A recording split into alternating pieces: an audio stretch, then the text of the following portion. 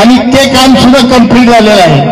त्याचप्रमाणे आता दादांकडे जी नियोजित काम आहेत ती खूप मोठ्या प्रमाणात काम आहेत। आपल्याला काय झालंय, आपल्याला बघायची सवय लागली नाही किंवा आपल्याला नेमका अडचण काय झाली की सरकार काय काय देत आहे हेही आपण कधी अभ्यास केलेला नाही। आता काय झालंय की महिला गरोदर राहिल्यापासून च्या जर स्कीम काढल्या तर पोषण आहारापासून महिलांना पैसे मिळतात, त्यानंतर डिलिव्हरी झाल्यानंतर 6,000 रुपये मिळतात, त्याच्यानंतर लाडकी बहीण योजना आता चालू झाली। त्याच्या अगोदर काय होतंय तर मुलींना शिक्षणासाठी मोफत शिक्षण लागलेलं आहे, त्याच्यानंतर विमा अनुदान हे तर आपल्याला मिळते, त्याच्यानंतर आपल्याला केंद्र शासन आणि राज्य शासनाचे 12,000 रुपये मिळतात। हे सगळं आपल्याला मिळाले का? हे मिळतं कुणामुळे? ह्या शासनामुळेच मिळते की चालू सरकारमुळेच मिळते। आता काय लोकांचं असं याच्यात म्हणणं आहे की त्यांच्या काय बापाच्या घरचं देतात का, असंही काय लोक हुलहुल करतात। होय बाबा, सरकार तुमच्याकडे 2.5 वर्ष होतं, तुम्ही बी तुमच्या बापाच्या घरचं देणार नव्हतं, पण का दिलं नाही हे बी तुम्हाला सांगायला यावं लागेल की। मग हे शासन आपल्याला ह्या सगळ्या स्कीम जर सातत्यानं चालू ठेवायच्या असतील तर आपल्याला काय काय करावं लागेल, ह्या सरकारला निवडून आणावं लागेल। ही सरकार जर निवडून आलं तरच ह्या स्कीम आपल्या सातत्यानं चालू राहणार आहेत, नाहीतर मागच्या सरकारनं काय केलं, आपल्याला अनुभवावर बोलायचे की मागच्या सरकारनं त्याच्या अगोदर फडणवीस सरकार होतं त्या सरकारमध्ये चालू झालेल्या स्कीम सगळ्या बंद करून टाकल्या। ह्याच्यात तोटा कोणाचा आहे? आपला।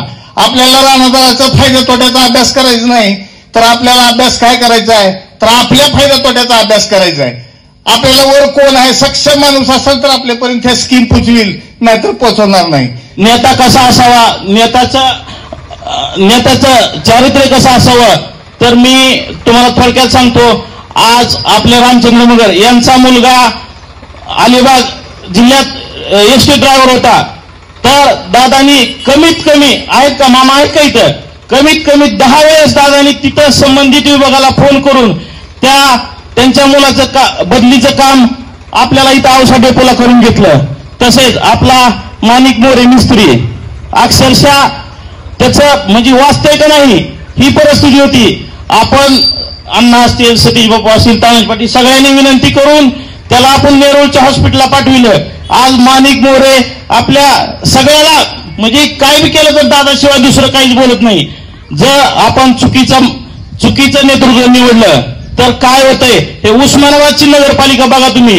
दादा आम्हाला इथून सांजा चौकात जायला 10 मिनिट लागतात आणि सांजा चौकातून बार्शी नाक्यावर जायचं म्हणलं तर कमीत कमी 15 ते 20 मिनिट लागतात। मला विनंती करतो की जर दादाकडे जायचं असलं तर आपल्या गावातून प्लस झालं पाहिजे। बाकीचं काय चाललंय ते दादा बघतील, काळे साहेब बघतील, इतर कार्यालयात काय चाललंय, सावळ्यात काय चाललंय आपल्याला बघायची गरज नाही।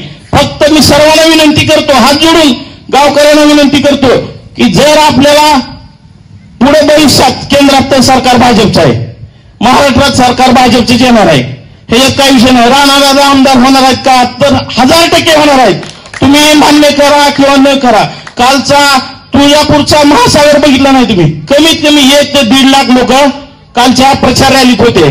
तर मी सर्वांना विनंती करतो की या रॅलीत या सहभागात दादाला निवडून आणण्यात आपण गावकरी मागे राहू नये ही सर्वांना विनंती।